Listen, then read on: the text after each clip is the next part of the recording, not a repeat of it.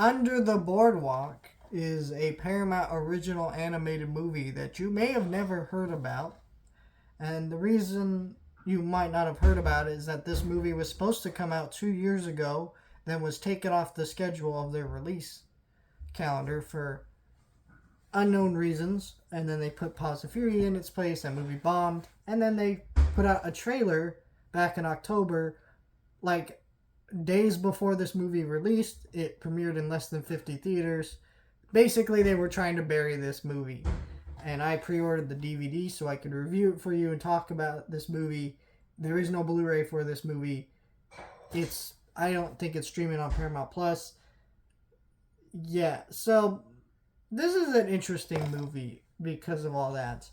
And this comes after, and the reason this is a big deal is this comes after the heels of a Paramount CEO interview where they had talked about Mutant Mayhem, the new Ninja Turtles movie, and said that they don't really want to fund original animated movies ever again, for the most part. They're like, oh, we're not going to make an original animated movie and then pray that people see it.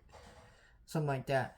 And it's just like, bro, you have to make original animated movies, because if they didn't make Wreck-It Ralph, you wouldn't get Wreck-It Ralph 2, right?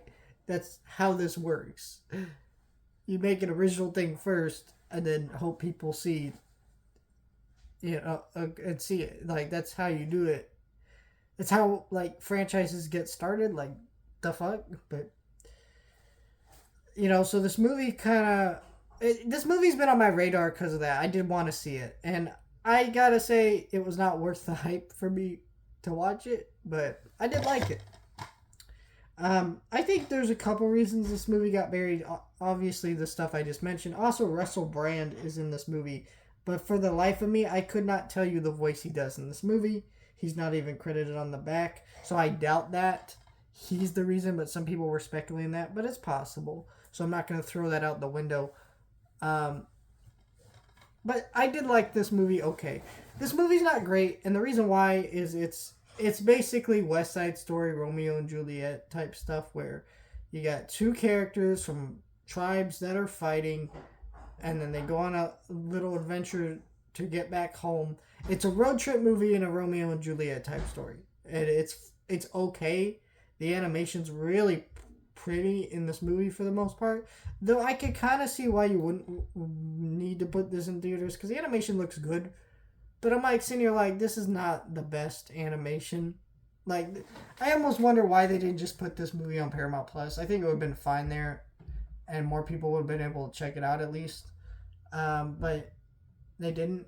And, this movie's a little generic. This is also a musical, which, by the way, you would not know from the only trailer that they released, because it's a terrible trailer. The music's okay. There's a couple, decent tracks, and then there's other ones that are just kind of whatever. It's also funny, this movie's a musical, right? But they still feel the need to actually shove actual pop songs in the movie, or music in the movie that's not original. I don't get that, but yeah. The voice cast of this thing's okay. Michael Cera's in it. And Keke Palmer's in it. I thought her voice acting was pretty bad, which is weird because I like her as an actress, but she just was not very good in this movie. This is also from the director of Captain Underpants, the movie, and it just was.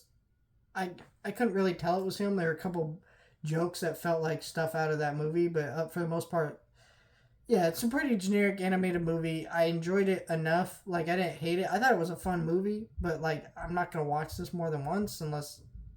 Whatever. I'd say if you have a kid that wants to watch this, DVD's going for $14, and it is. I would recommend buying this DVD only so much as you are supporting the artist that got screwed over by Paramount. They had their movie buried in the sand, no pun intended. Just you can't find this movie because they didn't want you to see it. And now that it's been released on a DVD format, it's out there.